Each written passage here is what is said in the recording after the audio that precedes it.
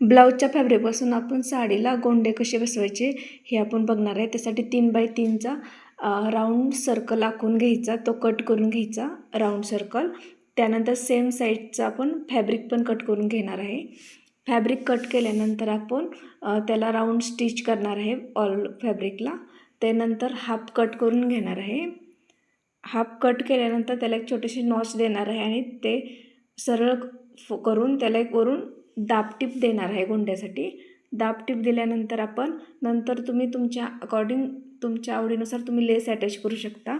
नंतर साडीसाठी जे आपण खाली टसल्स कसे बनवतो तसे टसल्स बनवून घ्यायचे आणि त्याला नॉट लावून सेम साईजचे आखून घ्यायचे।